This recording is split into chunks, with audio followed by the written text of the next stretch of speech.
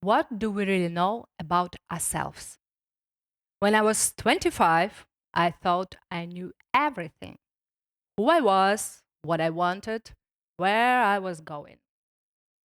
At 35, after two good marriages and yet two divorces, the end of my TV career and the failed business, I sold my last gold ring to pay the bills and moved to my mother's place.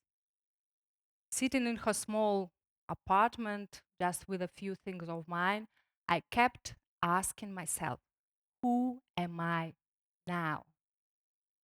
Any crisis brings you face to face to the unknown.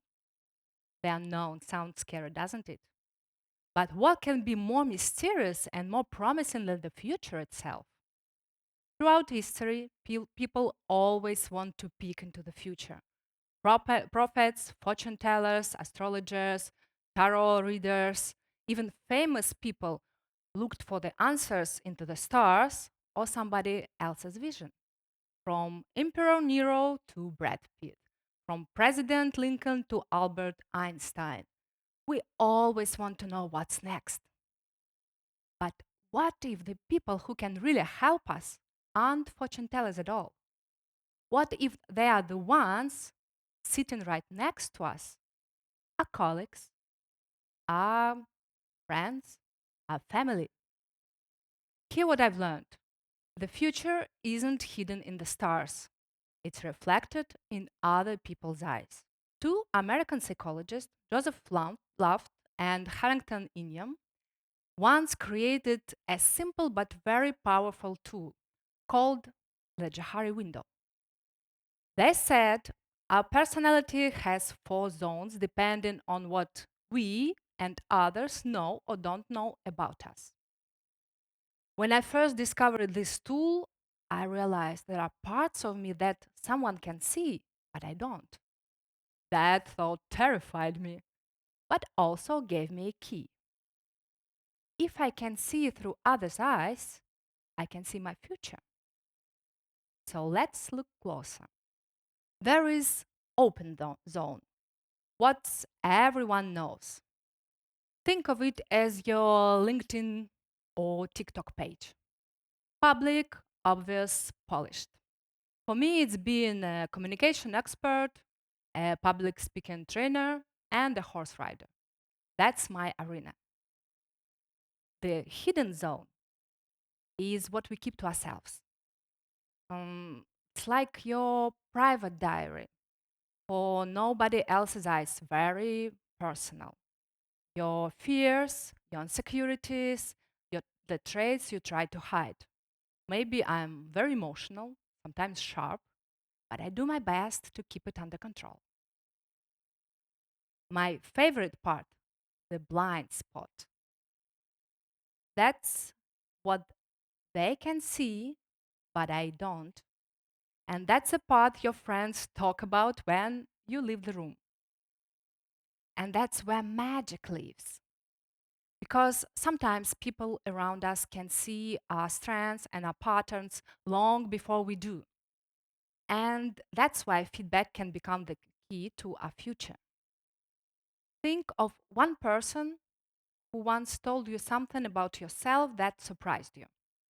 Maybe that was your blind spot. And finally, zone 4, the unknown one, and that's the zone that nobody has discovered yet. This is a space of our potential future. But how can we get to this unknown zone? If you want to do it, you have to expand your arena. Think about your identity as a digital image. When you want to make it larger, you have to drag one corner and the whole picture will grow evenly in all directions. And that what happens when you ready and open yourself to feedback, when you ask for it, and when you show people something that you were hiding before. Your awareness and your manifestation expand and your unknown becomes real. But it takes courage. Who here loves asking for feedback? Exactly. We all afraid of criticism. But feedback isn't a verdict, it's a mirror. It takes courage to ask, attention to listen, and curiosity to grow. Feedback is a gift. When we're young, stepping into the unknown feels natural. Everything is discovery. But as we grow older, we protecting the identity we've built. We avoid asking feedback because it might shake the image we've created. But the truth is, embracing the unknown doesn't erase the past, it builds on it.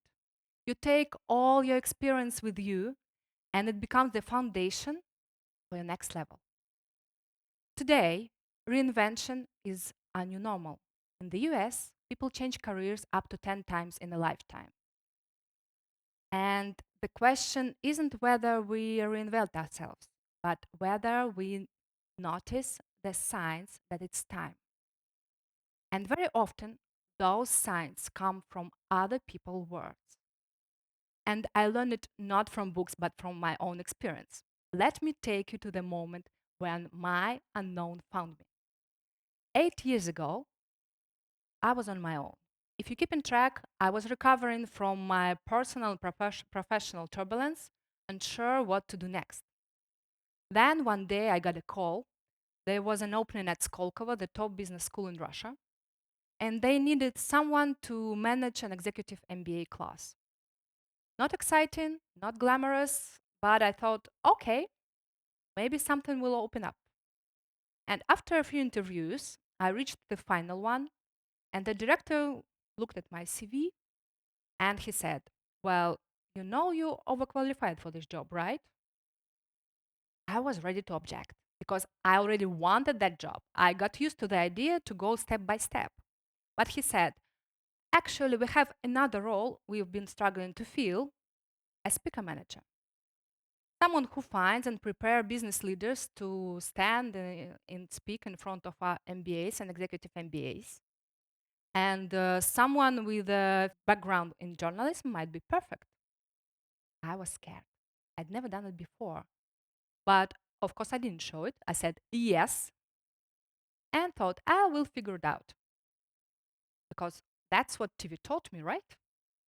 And that moment changed everything. He saw something in me that I didn't see by myself. And it was a feedback, the kind that doesn't describe who you are, but predicts who you can become. And that completely changed my life. I went from being a woman who thought she'd lost everything to becoming someone who helps others to discover what they never thought they ever had.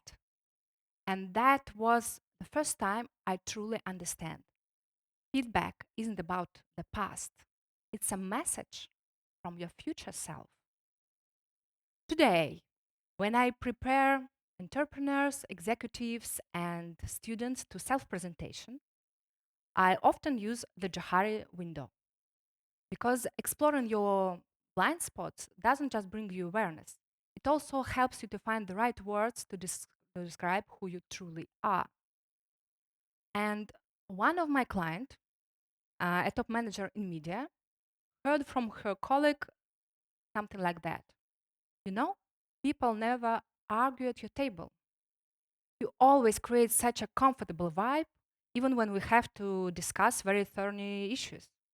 And we took that phrase to her self presentation because it captured her leadership strength. My another client, a lawyer, heard from her peers that she was calm and balanced even in complex cases. Actually, that's why I think she was sent to Africa to open a new office. But she never realized that as her superpower before until other named it. And me too, I also asked my ex-boss, what is my super duper skill? And he answered, you make things always a perfect match. And that made me think not only about work, but about life. The unknown in the future isn't somewhere over there. It lives inside us in the parts we don't see ourselves. And feedback is a flashlight that help us to explore it. So that's why ask. Ask your colleague, your partner, your friend, what do you see in me that I don't see? What is my superpower that I don't notice? Yes, it's uncomfortable, but that's how growth begins, with curiosity and no certainty. And 1.5 centuries ago, my favorite American poet, Emily Dickinson, found the perfect words, and I want to share it to you today, with you today. We never know how high we are till we are called to rise. And then, if we are true to plan, as stagers, touch the skies. The unknown isn't your enemy, it's your invitation. Every feedback, every crisis, every mirror life shows you is calling you to rise. So don't be afraid to look, because the future is already here. It's in what others see in you. So let them show you who you can become, because the unknown begins within you. And that's exactly where your next self is waiting. Thank you.